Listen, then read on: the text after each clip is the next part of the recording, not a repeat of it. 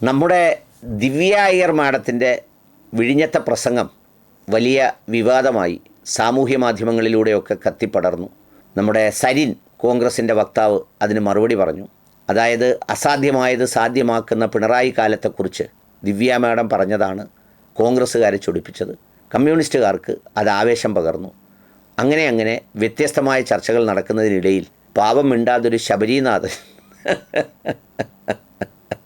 പഴയ മഹാനായ ജി കാർത്തികേയൻ സാറിൻ്റെ മകനും അതിൻ്റെ ഇടയിലുണ്ട് എന്നുള്ളത് കൗതുകകരമായ ഒരു സംഗതിയാണ്. സത്യത്തിൽ അദ്ദേഹത്തിന് ഭാര്യയുടെ നിലപാടിനോട് അങ്ങനെ വിയോജിപ്പൊന്നും ഉണ്ടാവില്ല. കാരണം രണ്ട് ഐഡൻറ്റിറ്റിയുള്ള വ്യക്തിത്വങ്ങൾ ജീവിതത്തിൽ ജീവിക്കുമ്പോൾ അങ്ങനെയൊന്നും ഉണ്ടാവേണ്ട കാര്യമില്ല. എങ്കിൽ പോലും ശബരിനാഥൻ സാറിൻ്റെ ഒരു ഗതി ആർക്കും നൽകരുത് എന്നുള്ളൊരു ചെറിയ പ്രാർത്ഥന ചിലരുടെയെങ്കിലുമൊക്കെ മനസ്സിലുണ്ടായിപ്പോയിട്ടുണ്ടെങ്കിൽ അതിനെ കുറ്റം പറയാനാവില്ല. അതിനെക്കുറിച്ചാണ് എനിക്ക് പറയാനുള്ളത്.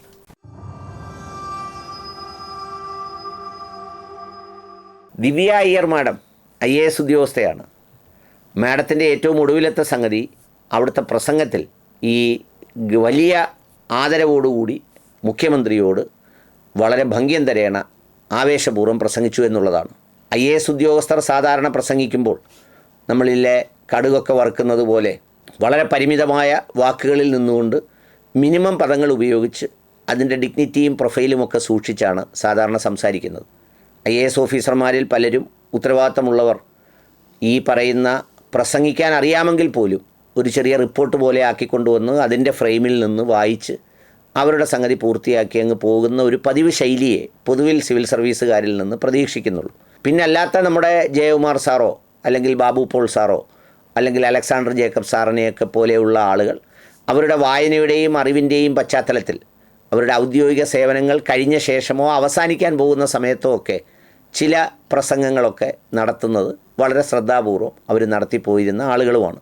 അന്നൊന്നും പിന്നെ അവരുടെ നല്ല കാലത്തൊന്നും സാമൂഹ്യ മാധ്യമങ്ങളില്ലായിരുന്നു. ഇപ്പം പിന്നെ സാമൂഹ്യ മാധ്യമങ്ങളുള്ളതുകൊണ്ട് ഇത്തരം കാര്യങ്ങളൊക്കെയും ഇങ്ങനെ വരാറുണ്ട്. ഏതായാലും ഇതുമായി ബന്ധപ്പെട്ട വിഷയത്തിൽ അവിടെ നടത്തിയ പ്രസംഗമാണ് കോൺഗ്രസ്സുകാരെ ചൊടിപ്പിച്ചത്. സാധാരണ എനിക്കറിയില്ല, പരിപാടിയുടെ കോമ്പയറിംഗ് പോലെ തന്നെ ദിവ്യ മാഡം അങ്ങ് ചെയ്യുകയായിരുന്നു എന്നാണ് ഞാൻ മനസ്സിലാക്കുന്നത്. അതൊക്കെ സാധാരണ പുറത്തുള്ളവരെയാണ് ഏൽപ്പിക്കാറുള്ളത്, എന്നാൽ ഇത് ചെയ്യുകയായിരുന്നു. ഇതിൻ്റെ ഒരു പ്രത്യേകത എന്താണെന്ന് ചോദിച്ചാൽ ഈ പ്രസംഗം എന്നിൽ വ്യക്തിപരമായ ഒരു അത്ഭുതപ്പെടുത്തുന്നൊന്നുമില്ല. ഇനിയും ഇതുപോലെയുള്ള ഒരുപാട് കാര്യങ്ങൾ ചെയ്യാനുള്ള എല്ലാ പ്രവണതയും ദിവ്യ മാഡത്തിലുണ്ട് എന്നുള്ളതാണ് അതിൻ്റെ ഒരു നമുക്ക് ലഭിക്കുന്ന ഒരു സൂചന. ആകെ വിലയിരുത്തുമ്പോൾ അതിങ്ങനെ ഒറ്റപ്പെട്ട സംഭവങ്ങളായി വിലയിരുത്തിയാൽ പോരാ.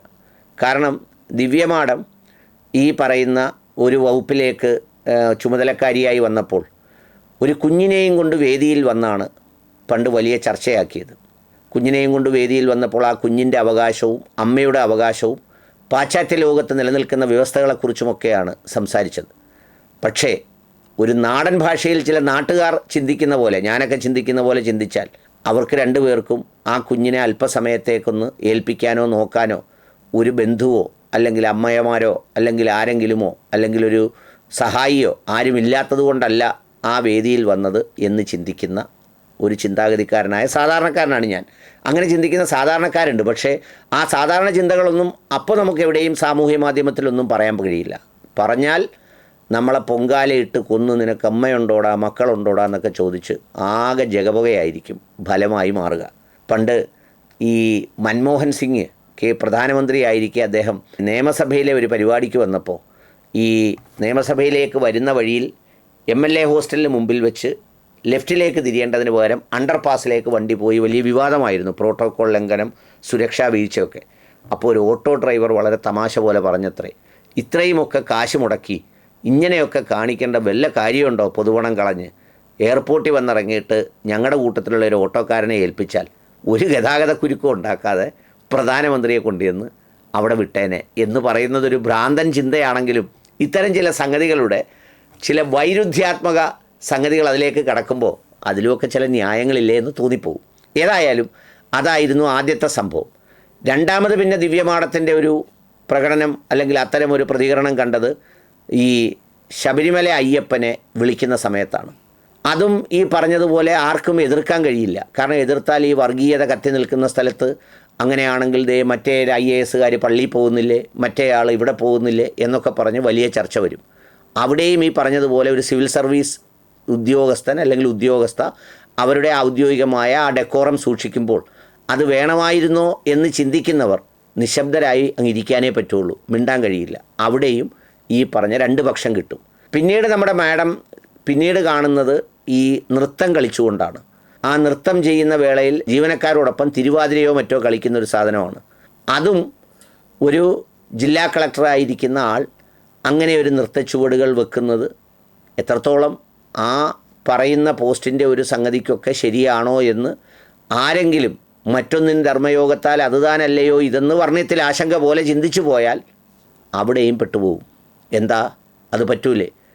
കനേഡിയൻ പ്രധാനമന്ത്രി ഷട്ടിൽ കളിക്കുന്ന കണ്ടില്ലേ, അല്ലെങ്കിൽ മറ്റേ പ്രധാനമന്ത്രി നീന്തുന്ന കണ്ടില്ലേ എന്ന് പറഞ്ഞ് രണ്ട് പക്ഷമായി ഈ അങ്ങനെ ചിന്തിക്കുന്ന പക്ഷം ന്യൂനപക്ഷമാവുകയും അതിനെ അനുകൂലിക്കുന്ന പക്ഷം ഭൂരിപക്ഷമാവുകയും ചെയ്യുന്നൊരു സ്ഥിതിവിശേഷത്തിലേക്ക് എത്തിച്ചേരും.